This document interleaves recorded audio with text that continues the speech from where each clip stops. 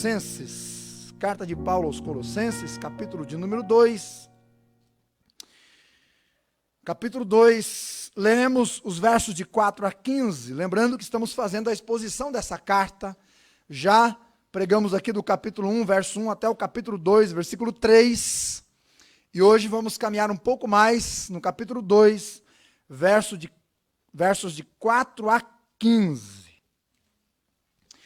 E eu gostaria que você acompanhasse a leitura da palavra do Senhor. E ao mesmo tempo, enquanto você acompanha a leitura, ore por mim. Colossenses 2, versículo de número 4 em diante. E digo isto para que ninguém vos engane com palavras persuasivas, porque ainda que esteja ausente quanto ao corpo, contudo em espírito estou convosco, regozijando-me e vendo a vossa ordem e firmeza da fé em Cristo. Como, pois, recebestes o Senhor Jesus Cristo, assim andai nele, arraigados, edificados e confirmados nele na fé, assim como fostes ensinados, crescendo em ação de graças. Tende cuidado para que ninguém vos faça presa sua, por meio de filosofias e vãs sutilezas, segundo a tradição dos homens, segundo os rudimentos do mundo e não segundo Cristo. Porque nele habita corporalmente toda a plenitude da divindade. E estáis perfeitos nele, que é a cabeça de todo principado e potestade, no qual também estáis circuncidados com a circuncisão não feita por mão no despojo da carne, a circuncisão de Cristo. Sepultados com ele no batismo, nele também ressuscitastes pela fé no poder de Deus, que o ressuscitou dos mortos. E quando vós estáveis mortos nos vossos pecados e na incircuncisão da vossa carne, vos vivificou juntamente com ele, perdoando-vos todas as ofensas, havendo riscado a cédula que era contra nós nas suas ordenanças, a qual de alguma maneira nos era contrária, e atirou do meio de nós, cravando-a na cruz, e despojando os principados e potestades, os expôs publicamente, e deles triunfou em si mesmo. Oremos. Obrigado, Senhor, pela tua palavra. Obrigado por esse culto maravilhoso que temos prestado ao Senhor, adorando, orando, ouvindo, cantando e agora assentando e aquietando aos pés do Senhor, desejando que o Senhor fale conosco. Senhor, a palavra é tua, o Espírito é teu e este servo pertence ao Senhor. É apenas um vaso, carente das tuas misericórdias. Por favor, Senhor, nos ajude, para que a tua palavra ela seja clara nos corações e ela produza o resultado que é a tua vontade. E ela transforme as vidas.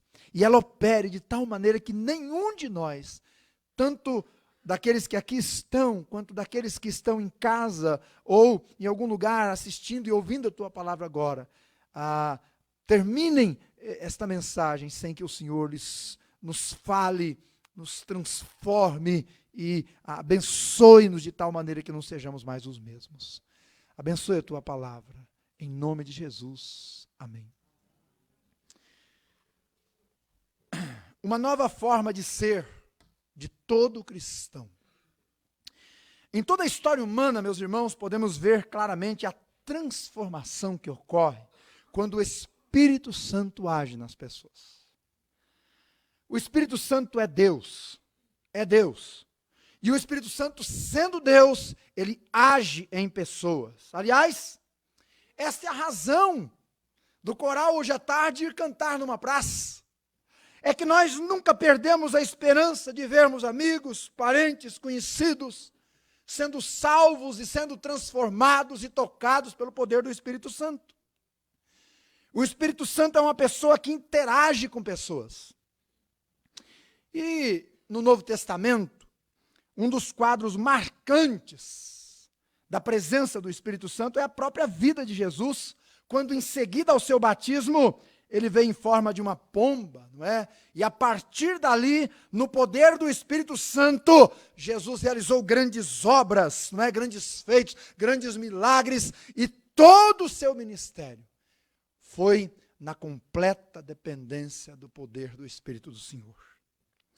Quando os apóstolos, eles foram habitados pelo Espírito Santo, lá em Atos capítulo de número 2, uma novidade de feitos, uma novidade de maneira de viver, uma expansão extraordinária aconteceu no reino de Deus e no mundo, a partir daquele dia.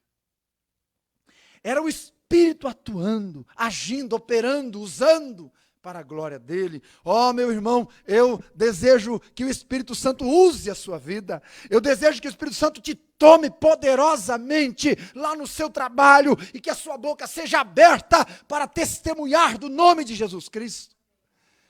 Porque no poder de Deus podemos mais, fazemos mais, falamos mais, somos mais ousados.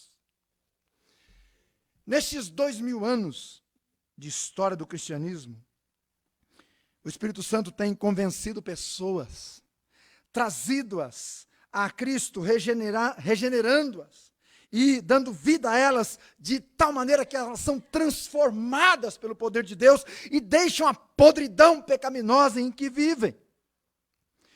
E muitas dessas transformações são verdadeiros milagres que nós não podemos entender. Aliás, alguém disse o seguinte: se você pode entender um fato que está acontecendo em toda a sua plenitude, ou se você vê uma vida transformada e pode explicar plenamente, não foi Deus quem fez. Porque o poder de Deus vai muito além do que você pode imaginar. Deus é Senhor, é soberano, penetrante. E Ele é capaz de fazer o que você nem pode imaginar, com quem você nem pode pensar que Ele faria. E Ele é poderoso para fazer. Se não, escute lá. Estávamos indo para o 5º ano do nosso casamento, vivendo um ambiente conturbado, onde as agressões verbais e físicas eram comuns. Participávamos e promovíamos festas em nossa casa, onde no final sempre estávamos provocando escândalos, pois éramos escravos da bebida.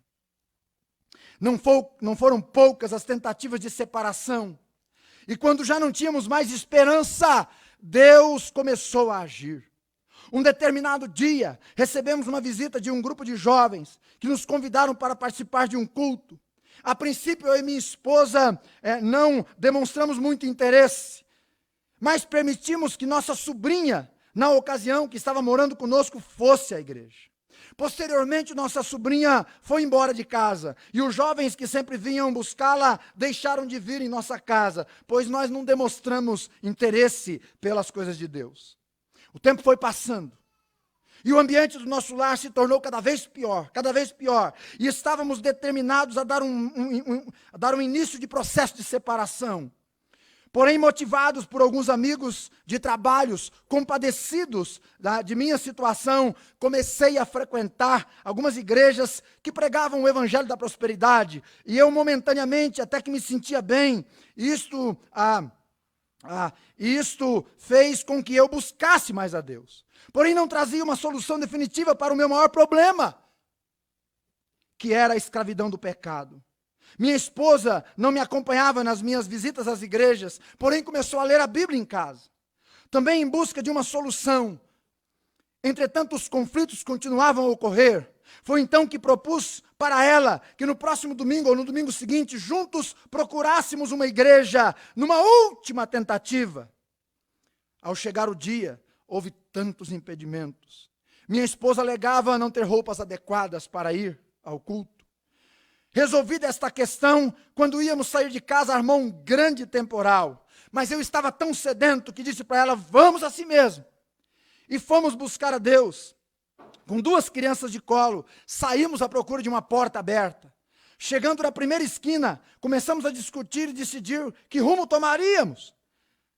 Ao seguir por uma pacata rua do bairro onde morávamos, percebemos um pequeno ajuntamento de pessoas. Era um ponto de pregação em uma salinha feita de madeira. Ficamos ressabiados em entrar, mas exatamente neste momento de dúvida, a chuva engrossou e forçou-nos a entrar. Chegamos atrasados. Mal sabíamos também que aquela igreja era uma congregação daquela equipe de jovens que outrora tinha ido na nossa casa. Posteriormente ficamos sabendo que aquele seria o último culto, pois aquele trabalho não estava indo bem. Não estava indo bem. E já havia sido fechado por outra igreja anteriormente. E a nossa conversão, posteriormente soubemos, confirmou que Deus queria aquela igreja naquele lugar.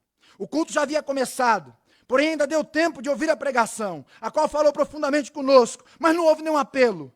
Todavia, depois do culto, fomos tomar um café, que fazia parte da comunhão com os irmãos. Então foi aí que nós começamos a fazer várias perguntas sobre a Bíblia ao pregador. E ele, de pronto, respondeu com a autoridade da palavra. E nos garantiu que Jesus seria capaz de perdoar, anular meus pecados, não é? E mudar a minha família. Eu duvidei a princípio, pois sabia o quanto mudaram pelo poder do Evangelho de Cristo.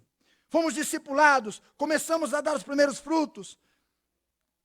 Inicialmente a nossa família de carne nos abandonou por trilhar esse novo caminho.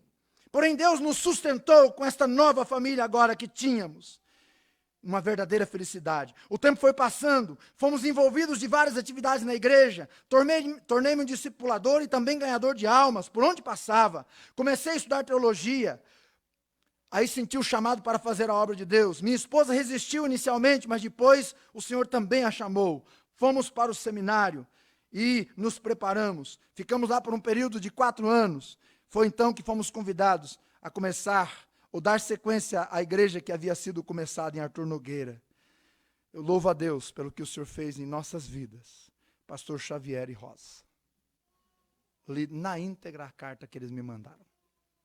Na íntegra. Meus irmãos, quando o Espírito age, a chuva cai na hora. Na hora. E força o pecador, não é? A entrar. Não sei se o irmão Fausto estava lá nesse dia. Não sei quem que estava lá, né? Como? Eram os irmãos mesmo, né? Que bênção. Você percebeu que a chuva ficou mais intensa e caiu exatamente naquela hora? Você crê no trabalhar do Espírito Santo? Você crê que Deus transforma, que o Espírito conduz a uma nova vida? Eles descobriram os tesouros que estão guardados em Cristo para os que vêm a Ele. Descobriram. É isto que significa nesse texto, irmãos, no versículo 4. E digo isto, pois. Quando ele diz, eu digo isto, pois, diz o quê? O que está no versículo 3. E o que está escrito no versículo 3? Em Cristo estão escondidos todos os tesouros da sabedoria e da ciência. Em Cristo. O Espírito Santo gerou esta fé no pastor Xavier e na Rosa. E aqui na carta aos Colossenses, quando Paulo escreve, ele está escrevendo a uma igreja onde o Espírito Santo havia trabalhado. E o Espírito Santo havia transformado os colossenses. E o Espírito Santo havia gerado neles a fé para crer, o amor para conviver e a esperança para nunca desistir. Eles estavam na luz, eram da verdade, e eles evidenciavam uma nova forma de vida agora. E esta é a vida que eu quero chamar a sua atenção, que todo cristão tem que viver. Você diz com a sua boca e seu coração, eu sou crente. Então preste atenção que essa mensagem é para você. A nova maneira do cristão viver. Nesse trecho, Paulo nos dá 3 dicas, e eu quero compartilhá-las com você nesta noite. Em primeiro lugar, sejam cuidadosos na nova vida que vocês ganharam. Sejam cuidadosos com a nova vida que Deus lhes deu. É sua responsabilidade, é minha responsabilidade, cuidar da nova vida que Deus me deu e te deu também. E vai chegar o dia que Ele vai pedir contas da nossa mordomia. Você pode escrever, porque está escrito na palavra do Senhor. Todo cristão tem uma nova vida. Os versos, meus irmãos, de 8 a 15, ele diz assim, ó, tende cuidado, para que ninguém vos faça mais presa sua. Porque agora vocês são de Deus, vocês pertencem a Deus. Todo cristão tem uma nova vida. A velha vida passou, eis que tudo se fez novo, segundo os Coríntios 5,17 diz. E se não é assim na sua vida ainda, é porque você não nasceu de novo, e até agora permanece nas trevas. Quando qualquer pessoa se diz cristã e sua vida não evidencia essa novidade de vida em Cristo, ela não está dizendo a verdade. Pode ser que ela esteja enganada, mas ela não está dizendo a verdade. Veja a ordem operada pelo Senhor aí. Eu quero mencionar a partir do verso 13. Primeiro, sem Cristo o pecador está morto. Olhe lá. E quando vós estáveis mortos nos vossos pecados. O pecador sem Jesus está morto, está sem Deus, está sem esperança. Segundo, sem Cristo estávamos sem aliança. Versículo 13, ainda, continuando.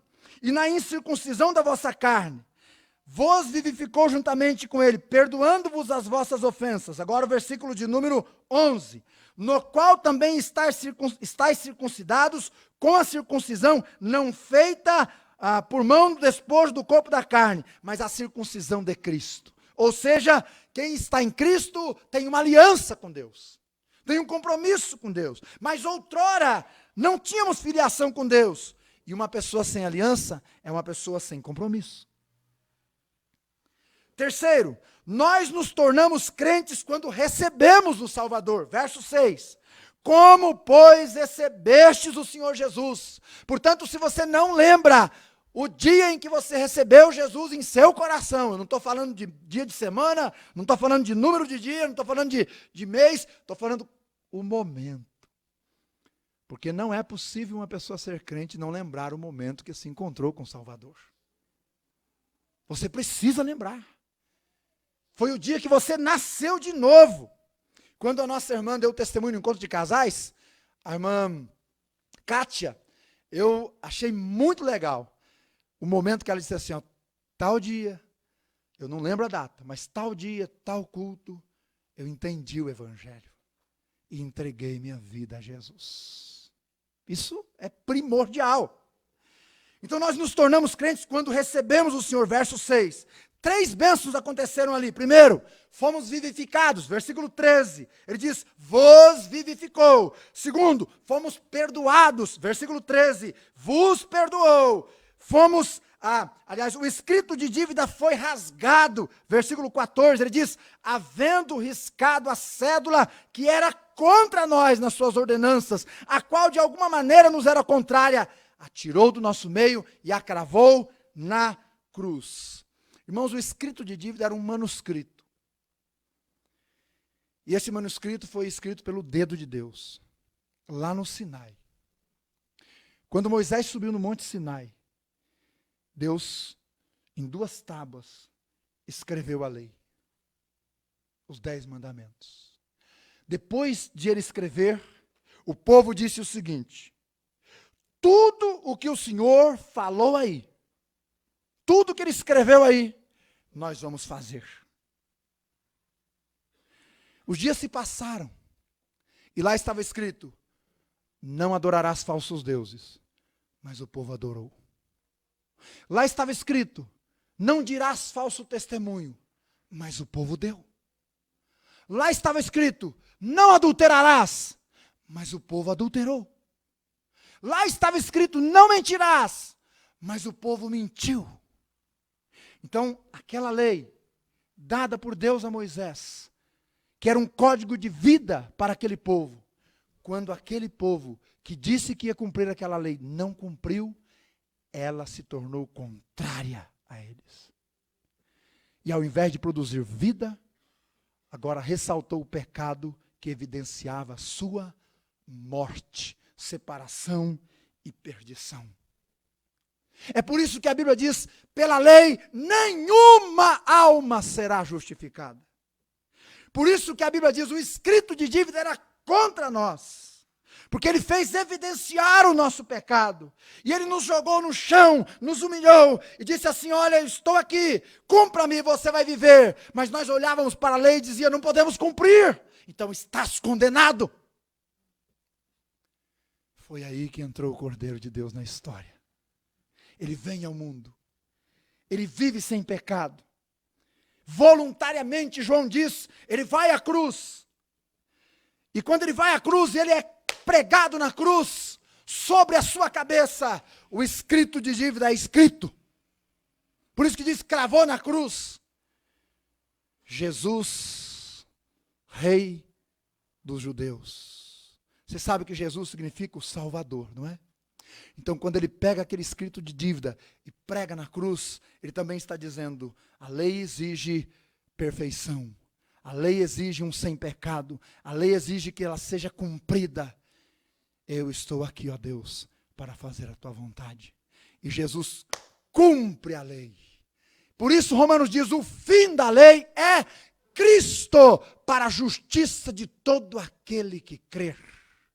Então a lei foi cumprida em Cristo Jesus. Por isso Jesus significa o Salvador. Seu crime foi ser o nosso Salvador.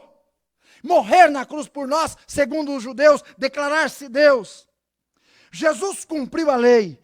E quando ele é crucificado, ela é cravada com ele na cruz. Ele levou a lei para a cruz, onde a pregou e a tirou do caminho para sempre. É interessante que nos tempos bíblicos, quando eles escreviam nessas tábuas ou pergaminhos, dependendo da chuva que caía, ou se alguém lavasse, aqueles escritos iam se apagando. E da mesma forma, quando o sangue do Cordeiro foi derramado, o escrito de dívida, que te condenava ao inferno, que te incapacitava de ir a ele, diz a Escritura, foi pregado, foi anulado. E agora o sangue, a graça, não só torna possível a salvação, mas capacita você a crer para ser salvo. Meus irmãos, Cristo triunfou na cruz. Diz o versículo que nós lemos no finalzinho, versículo 5, e despojando os principados e potestades, os expôs publicamente. E deles triunfou. A linguagem aí é de um general romano que, após conquistar seus adversários, ele entra na cidade triunfante, expondo ali toda a sua conquista.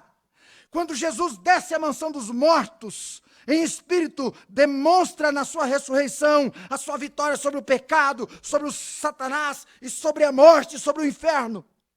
Ele venceu. Quando nós cantamos esse cântico Maranata, é uma grande verdade. Ele saiu do túmulo e venceu, meus irmãos. E não só ressuscitou, mas aqui entra o quarto item desse primeiro ponto. Nos ressuscitou todos os que cremos para uma nova vida. Verso 12, ele diz, sepultados com ele no batismo, nele também ressuscitastes pela fé no poder de Deus, que o ressuscitou dos mortos. Meus queridos, com Cristo morremos, com Cristo fomos sepultados, com Cristo ressuscitamos, em Cristo temos uma nova vida. Eu trabalhei na roça por alguns anos e tive a oportunidade de semear algumas sementes, né? Até de algumas árvores, pêssego, por exemplo. Você já plantou pêssego alguma vez aqui? Não. Ninguém nunca plantou um pêssego, um pé de pêssego? Se você pega a semente do pêssego, ela é bonita? Ela não é bonita. Ela é toda cheia de buracos. Ela não tem beleza. Mas eu plantei pés de pêssegos.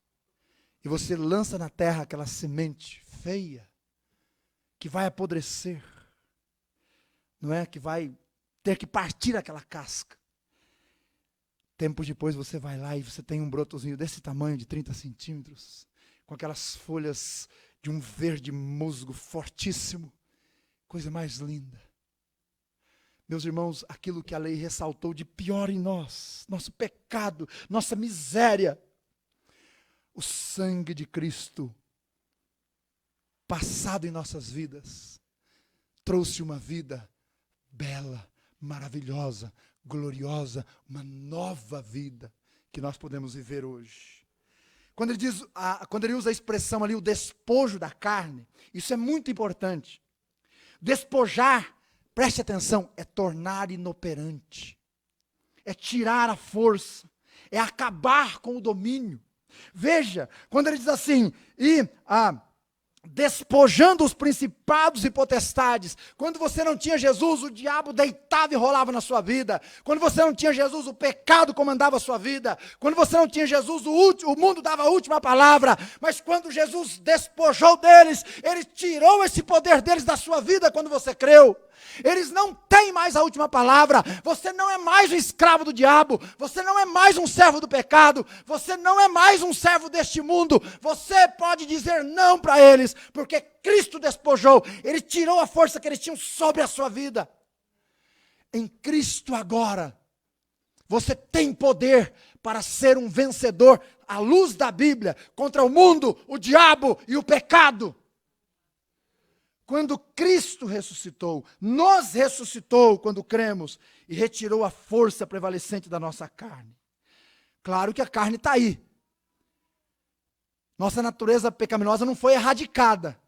Ainda pecamos. Porém, entregues a Cristo e ao enchimento do Espírito, não precisamos mais viver escravizados ao pecado. Nós temos um novo coração. Nós temos um novo canto na nossa boca. Nós temos uma nova família espiritual. Nós temos novos rumos para a nossa vida. Nós temos um coração cheio de esperança que não está nos próximos candidatos que serão eleitos. Por isso precisamos ser cuidadosos com essa vida. Querido, você está entendendo quanto essa vida é preciosa? Você está percebendo quanto essa vida é maravilhosa? Você está percebendo quanto essa vida é valiosa realmente? Portanto, ele diz, sejam cuidadosos. Cuide da sua vida. Não volte às práticas passadas. Como ele diz no versículo de número 8. Que ninguém mais vos enrede para esse mundo perdido e mal, meus irmãos. Cuide para não ser enganado. Cuide para não seguir falsas religiões. Cuide para não viver uma vida morna. A mornidão causada por este mundo. O Tião era um bêbado e violento. Homem do interior. Andava com um facão na cintura. Não é? Era um pária da sociedade, um marido grosseiro, fedido, um péssimo pai, uma pessoa que tinha tudo, não é, nessa vida para morrer muito cedo. Mas um dia um missionário bateu em sua casa, teve a coragem de lhe falar do maior poder deste mundo, que é o Evangelho. E o Tião, que nunca tinha ouvido a verdade, ouviu. O Tião, que nunca tinha sabido de Cristo, soube. O Tião, que era um miserável, creu em Jesus. Depois disso, ele se reconciliou com a esposa. Depois disso, ele casou as 2 filhas que tinha e foi com elas no altar. Depois disso, integrado à igreja, tornou-se um servo, ajudando nas coisas básicas que ele podia fazer. Finalmente ele resolveu estudar, o Tião. Aprendeu a ler e escrever já com seus 40. Depois foi fazer, não é, o ensino fundamental. E até onde eu soube, o Tião estava terminando a faculdade. O Tião, que era um maldito pecador perdido, foi encontrado pelo abençoado Evangelho do Senhor Jesus Cristo. Foi levantado das trevas para viver na luz. Ó vida bendita e maravilhosa. Cuide dela, irmão. Ei, não deixe que uma fofoquinha, um diz que me diz que vem te desanimar dos caminhos, não. Pelo amor de Deus. Sua vida com Deus vale muito mais que isso. Muito mais que isso. Sejam cuidadosos. É a primeira verdade que esse texto nos diz. Segundo, sejam perseverantes no Senhor. Preste atenção, não é só ser perseverante, que até perseverança, até a lesma foi para entrar na arca. Até a lesma foi perseverante para entrar na arca. Qualquer ser humano pode ser perseverante, mas no Senhor não é todo mundo. Tem até crente que não é perseverante no Senhor. Versículo de 5 a 7, ele diz, porque ainda que eu esteja ausente quanto ao corpo, contudo em espírito estou convosco, regozijando-me e vendo a vossa ordem e firmeza da vossa fé em Cristo. Como recebestes o Senhor, ande nele, arraigados, edificados, confirmados, como fostes ensinados, crescendo, essa palavrinha, crescendo com um coração agradecido. Quando eu cheguei nesse texto, eu parei nessa palavra. Você sabe por quê? Porque o coração agradecido é sinal de que o crente está crescendo, amadurecendo. Ó, ó. Você viu que ela ficou por último da lista? Persevere no Senhor, meu irmão. A doutrina da perseverança dos santos indica que nenhum dos que Cristo salvou perecerá no caminho. Amém. Nenhum perecerá no caminho. E essa perseverança é vista no viver de cada dia, diante de cada luta, no calor da batalha, no embate de cada tempestade enfrentada. Eu enfrento, você enfrenta, todos enfrentamos, eles enfrentam. É mais fácil retirar as listras de uma zebra do que impedir um cristão de verdade de perseverar. Já tentou lavar uma zebra? Dá um pouquinho de trabalho. E o pior é que a listra não sai. Né, Maniva? Não adianta colocar ombro, não. Só se pintar, né? Brasileiro dá um jeitinho aí, né? Nos versos a seguir aqui, irmãos, a partir do 7, nós temos aí, nós temos a natureza dessa perseverança cristã. E eu quero chamar a sua atenção para esses itens. São alguns. Primeiro, a figura de uma árvore, está lá no versículo 7, que diz, arraigados. Essa palavra refere-se a uma árvore plantada, arraigada, que retira profundamente do solo os nutrientes da sua subsistência. Davi acertou em cheio quando disse assim, bem-aventurado o homem que não anda no conselho dos ímpios, não se detém no caminho dos pecadores e não se assenta na roda dos escarnecedores. Pelo contrário, o seu prazer está na lei do Senhor. E nela ele medita dia e noite. Então ele será como árvore plantada junto a ribeiros de águas, que na estação própria dá o seu fruto. Dá o seu fruto. O profeta Jeremias corroborou com esta verdade quando disse, bendito o homem que confia no Senhor e cuja confiança é o Senhor, porque ele será como árvore plantada junto às águas, que estendem as suas raízes para o ribeiro, não receia quando vem o calor, mas a sua folha fica verde. No ano da sequidão não se afadiga, nem deixa de dar fruto. Nem que venha a tempestade, nem que venha a morte, nem que venha os problemas, está arraigado, mesmo que venha a sequidão, não deixa de dar frutos. Não deixa de dar frutos. Há um detalhe importante nesse versículo, arraigados. O tempo verbal. O tempo verbal é o pretérito perfeito, ou passado perfeito. E o que isso significa, pastor? Por que é importante? É os teólogos que gostam dessas coisinhas aí, né? Como disse o Marcos Granconato. O que significa isso? Por que é importante? Ou seja, quando ele diz arraigados, ele está dizendo assim, isso foi feito de uma vez, por todas e para sempre. Ei, não há de sair na sua Bíblia. Isso quer dizer que foi arraigados e de uma vez para... Então crente não perde a salvação? Não! Porque está aí, arraigados de uma vez para sempre. Outro detalhe, a voz do verbo é passiva. Por que passiva? Porque você já viu uma árvore pegando a semente do lado dela e cavando um buraco e ela plantando a semente? O máximo que ela faz é, algumas árvores estouram, né? A semente, estouram aquele galinho para a semente ir longe. O máximo que ela faz é jogar para longe. Mas eu nunca vi uma árvore com enxadão cavando buraco para fazer a sua próxima geração. A árvore não se planta. Alguém planta ela. Quem é que arraigou o crente em Cristo?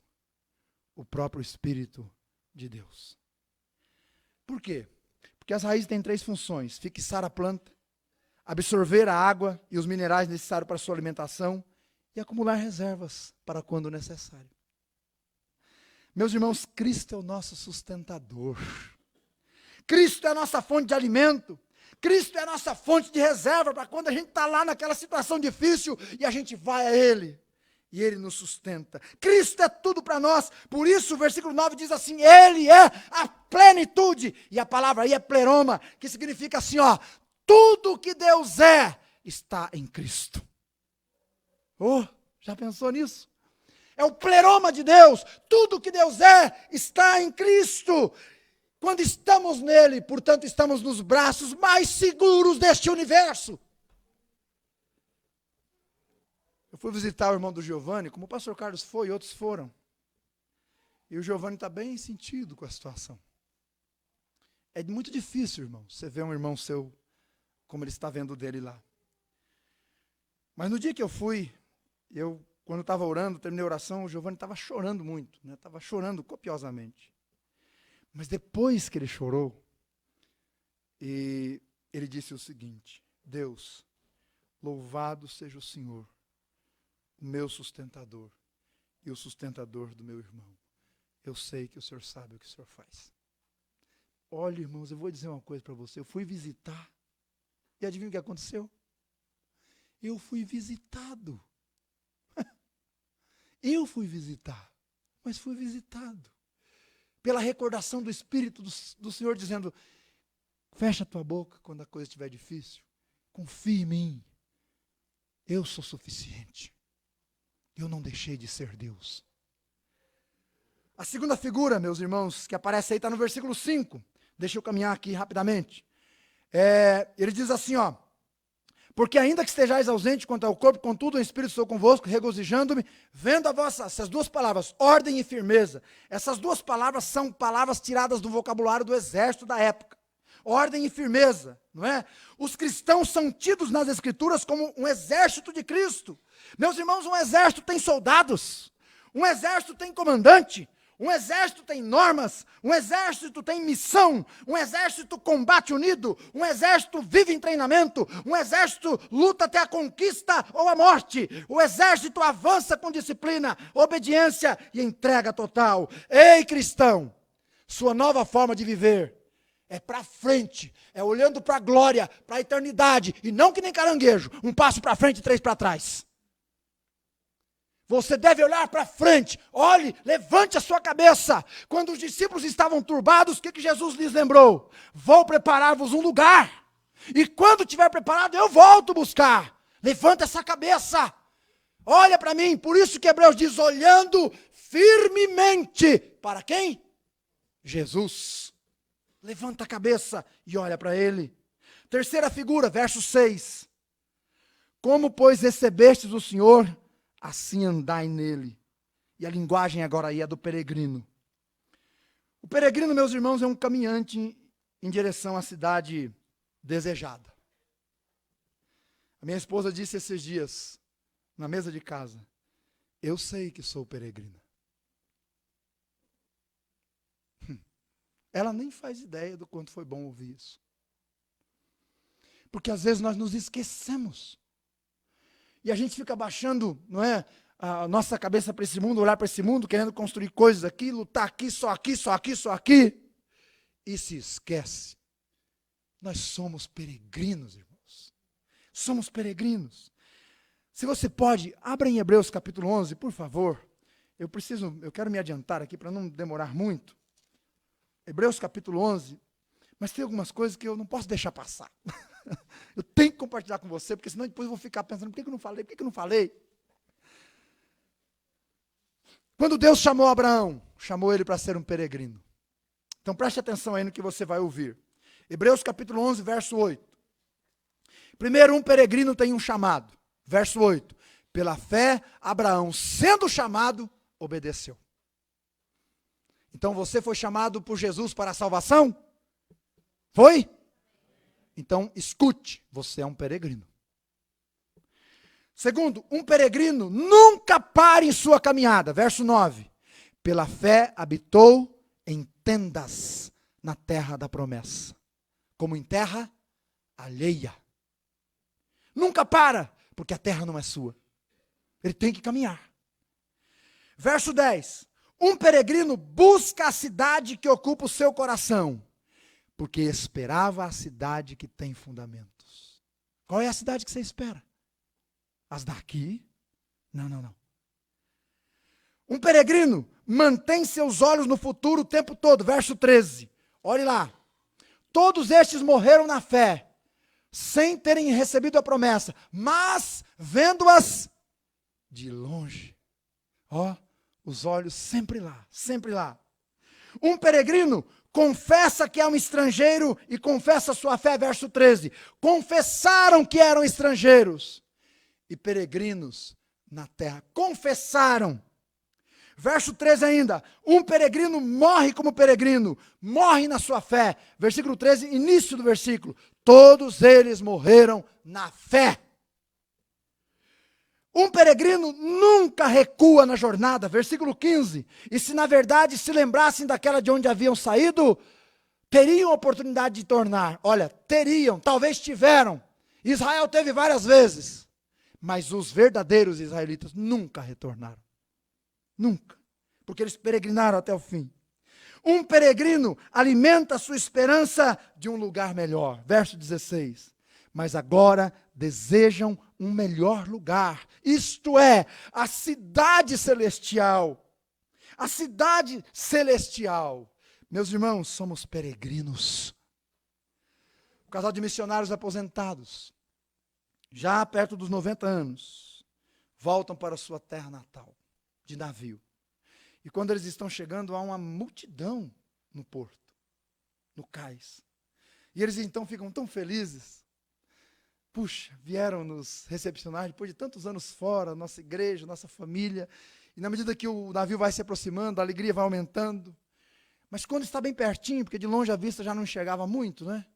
Mas quando eles estão chegando bem perto, eles começam a procurar e eles não conseguem enxergar as pessoas conhecidas deles.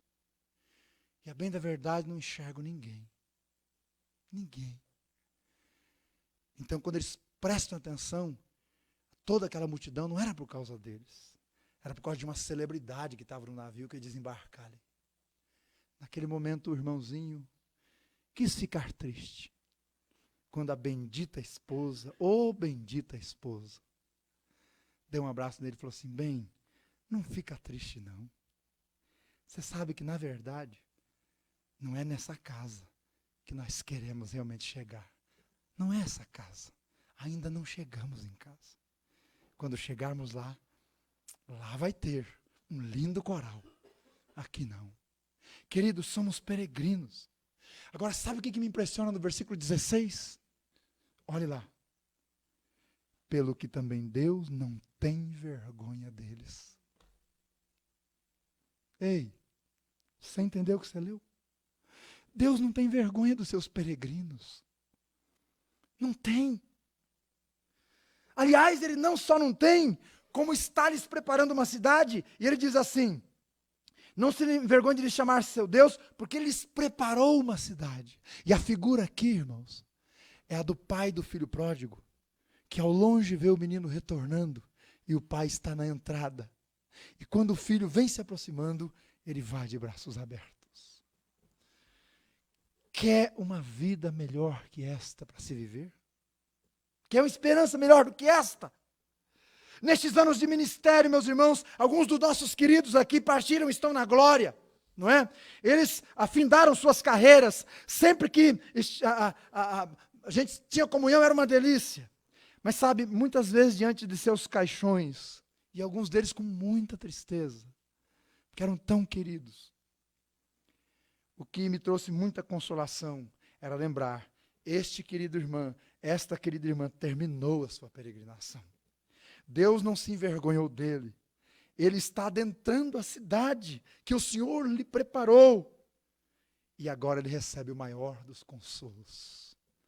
Quanto consolo eu recebi nessas horas. A quarta figura aí da perseverança é um edifício. Versículo de número 7. Volte lá, por gentileza, em Colossenses, rapidamente. Versículo de número 7. Arraigados e edificados nele. Está no presente e na voz passiva, ou seja, Deus está edificando você, está trabalhando em você todos os dias. Aqui cumpre-se aquela palavra de Paulo, aquele que começou boa obra em vós, há de completá-la até o dia de Cristo. Não somos uma obra completa ainda, irmãos. Estamos em obra, o Senhor começou, está trabalhando, até que nós sejamos a noiva perfeita para Ele. Esta edificação é a ideia de progresso na fé, amadurecimento espiritual.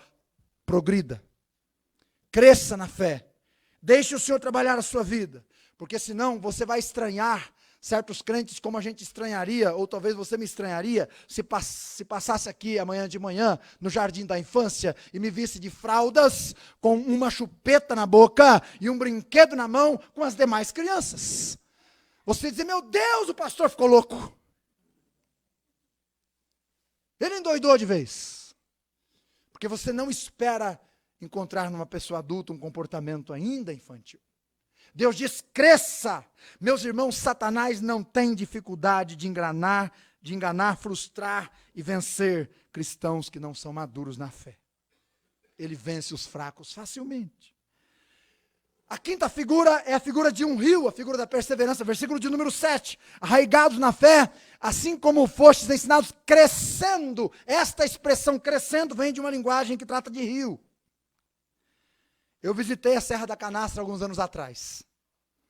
E queira você acreditar ou não, eu não sou muito bom pescador. Então não é conversa de pescador, tá?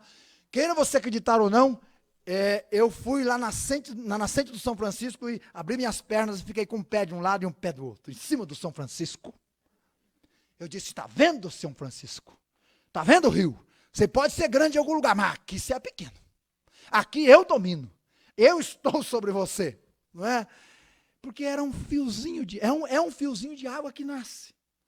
Porém, meus irmãos, na medida que ele vai andando, não é? Na medida que as águas vão correndo, e ele vai cortando Minas, Bahia, Sergipe, Pernambuco, Alagoas, e ele deságua lá no Atlântico, há lugares que a largura dele é de 1 quilômetro, profundidade de 6 quilômetros, e no Quênia, nem sabia que tinha Quênia, aprendi agora, viu? E no Quênia de São Francisco, a profundidade chega a 175 metros. Sabe por quê? Porque o Chico cresceu, e eu às vezes e você não crescemos. O diabo continua com os 2 pezão em cima da gente, porque não crescemos. Ei, você e eu precisamos cada dia crescer. É a figura de um edifício que cresce e deságua no Atlântico. Meus irmãos, no solo do coração, onde não há crescimento, não há gratidão, prevalece murmuração, egoísmo, insatisfação e pobreza de fé. Estou quase terminando. A figura de uma escola, versículo de número 7. Ele diz, ensinados, não é? É o termo que a identifica, a escola aí. Irmãos, a vida é pedagoga. Seu instrumento principal na vida do cristão é a palavra de Deus. E é na escola da vida que a palavra sendo aplicada ao progresso, ao crescimento, ao desenvolvimento. É próprio da ordem escolar. Jardim da infância, fundamental, médio e graduação. Qual é o nível espiritual que nós estamos? Aonde estamos? Como é que nós reagiremos? Não é? Como é que nós andaremos até o final? Será que seremos pós-graduados, espiritualmente falando? Em último lugar, e agora bem curtinho, versículos 4 a 6. Digo isto para que ninguém vos engane com palavras persuasivas, porque ainda que esteja ausente quanto ao corpo, contudo em espírito estou convosco, regozijando-me, vendo a vossa ordem e firmeza da fé em Cristo. Como recebeste do Senhor, ande nele. Terceiro lugar, seja sóbrio na sua fé. Seja vivo na sua fé. Que fé? A fé natural? Como confiança em alguma coisa ou alguém? Ou a fé como identificação religiosa? Quando alguém pergunta assim, ei, qual é a sua fé? Ah, eu sou judeu. Qual é a sua fé? Eu sou budista. Qual é a sua fé? Eu sou cristão. É essa fé? Ou é a fé como corpo de doutrinas? Aquilo que a gente crê, um corpo de doutrinas. Nenhuma, nem outra e nem a outra. É a fé que descansa sobre alguém. E esse alguém é o Senhor. Então ele diz, sejam sóbrios na fé, a fé salvadora, aquela que confia o destino sobre a obra e pessoa de Cristo, a fé que descansa o fardo sobre o Salvador da cruz, é a fé em Jesus. É uma fé sóbria, porque o ébrio não sabe o que faz, o ébrio não se domina, o ébrio está cego. Mas o sóbrio vê claramente, o sóbrio sabe o que está fazendo, o sóbrio age conscientemente, o sóbrio decide com base no conhecimento. É a fé viva, é a fé confiante, é a fé operosa. Termino. O início da ansiedade é o fim da fé, e o início da verdadeira fé é o fim da ansiedade. Decida como você vai viver. Curve a sua fronte, por favor.